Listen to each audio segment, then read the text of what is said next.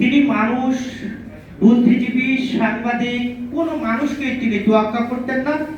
তিনি সবসময় মনে করতেন তিনি সর্বশ্রেষ্ঠ, তার দল সর্বশ্রেষ্ঠ। কিন্তু এমন একটি মুহূর্ত এলো, তার পরিণতি যে ভয়াবহ, সেই ভয়াবহ পরিণতির থেকে কিন্তু তিনি আর শুধরাতে পারছেন না। আজকে একটু আগে একটি নিউজ দেখলাম, বাংলাদেশে অন্তর্বর্তী সরকারের যে প্রধান, আমি এই কথাটি কিন্তু বারবারই বলছি, আজকে জাতীয় নেতৃবৃন্দ আছেন তাদেরকেও স্মরণ রাখতে বলছি, এটা আমার ক্ষুদ্র জ্ঞানের কথা। অন্তর্বর্তী সরকারের যিনি প্রধান, তিনি বাংলাদেশের বর্তমান প্রেক্ষাপটের 1 নম্বর সমস্যা। একদিকে গ্রামের একটি ভাষা আছে যে চোরের বলে চুরি করতে, গেরস্তের বলে সজাগ থাকতে, অন্তরে বিষ মুখে মধু। অন্তর্বর্তী সরকারের যিনি প্রধান ডক্টর ইউনূস সাহেব, তিনি কিন্তু এই রোল এখন পালন করতে যাচ্ছেন। অবাক হচ্ছি, যিনি বলার চেষ্টা করলেন, বাংলাদেশের সকল রাজনীতিবিদ এবং মানুষ বলার চেষ্টা করলেন, হঠাৎ করে এখন দেখলাম নির্বাচন কমিশন একটা প্রজ্ঞাপন দিয়েছে, শাপলা কলি কাদেরকে যেন তারা দিয়েছে। মানুষ প্রশ্ন করতে চায় যে শাপলা নিয়ে এত কথা, এত তালবাহানা, সেই শাপলার সাথে কলি যুগ করে আপনারা কলিকে ফুটাতে চাচ্ছেন। এখানেও কিন্তু ষড়যন্ত্রের গন্ধ পাওয়া যাচ্ছে আমরা মনে করি। গতকালকে বাংলাদেশের জাতীয় রাজনীতিতে যে উত্তপ্ত সৃষ্টি হয়েছে, এই উত্তপ্ত অন্তর্বর্তী সরকারের প্রধান তিনি এই দায় এড়াতে পারেন না। তাকেও ভবিষ্যতে বিচারের কাঠগড়ায় দাঁড় হতে পারে। তিনি একদিকে এনসিপি কে বলবেন জুলাই সনদ স্বাক্ষর করবেন না, আবার আরেকদিকে কানে কানে বলবেন অন্যান্য রাজনৈতিক দলকে যে আপনারা গণভোট নিয়ে রাস্তায় নাচানাচি করুন, নির্বাচন কমিশন ঘেরাও করুন। এটা কোন খেলা? এটা হলো ডক্টর ইউনূসের খেলা। তারা মনে করছে এই গণভোট দিলে ডক্টর ইউনূস ভবিষ্যতে রাষ্ট্রপতি হওয়ার পথ পরিষ্কার হবে। কিন্তু ডক্টর ইউনূসকে বলতে চাই, আপনি যে স্বপ্ন দেখছেন সেই স্বপ্ন দুঃস্বপ্ন হবে।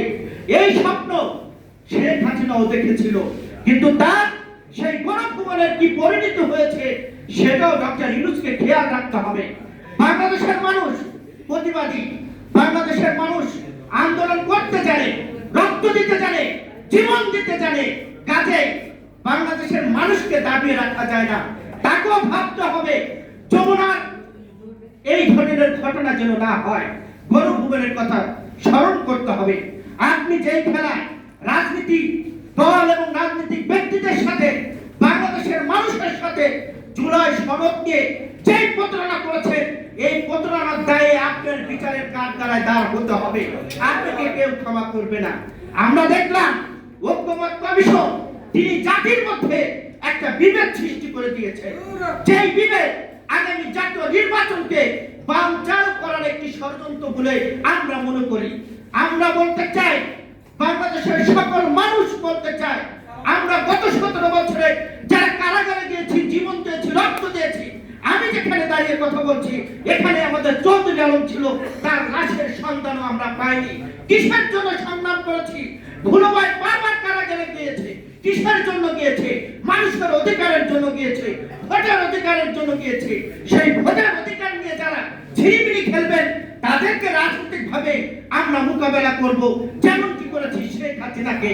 আপনারা গণভোটের দোহাই দিয়ে রাজনীতিক অঙ্গনে একটি উত্তপ্ত করে নির্বাচনকে বানচাল করার প্রধান লক্ষ্য হলো ডক্টর ইউনূস 1 নম্বর।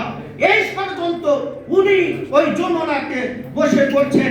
কাজে জাতীয় রাজনীতিবিদ যারা আছেন, অন্যান্য রাজনৈতিক দল যারা আছেন, সাংবাদিক বন্ধুরা আছেন, সকলকে ঐক্য থাকতে হবে। আমরা যদি ঐক্য না থাকি, গত 17 বছরে প্রতিবেশী একটি দেশ গণতন্ত্র ভোটের অধিকার নিয়ে বাংলাদেশের আগ্রাসন যেভাবে চালিয়েছে, সেই আগ্রাসন নতুন করে আমরা চালাতে দেব না। আমি যে কথাটি বলে শেষ করতে চাই, আজকে প্রতিবেশী একটি দেশ এবং অন্যান্য পরাশক্তিরা তারা জামাতি দলের মধ্যে ঢুকে গিয়েছে, তারা লুঙ্গির দলে ঢুকে গিয়েছে, তারা বিভিন্ন জায়গায় ঢুকে গিয়েছে, ঢুকে গিয়ে বাংলাদেশের সার্বভৌমত্ব এবং নির্বাচনকে বানচাল করার ষড়যন্ত্র করছে। এই সকল ষড়যন্ত্র ঐক্যবদ্ধ ঐক্যবদ্ধভাবে রুখে দিতে হবে। যদি না রুখতে পারি তাহলে 17 বছরে যে কালো মেঘ দেখা গিয়েছে সেই কালো মেঘ থেকে পরিত্রাণের উপায় নেই। আসুন আজকে আমাদের শপথ, সেটি হলো বাংলাদেশের মানুষের ভোটের অধিকার ফিরিয়ে দেওয়ার শপথ। সকলকে ধন্যবাদ জানিয়ে আমি আমার কথা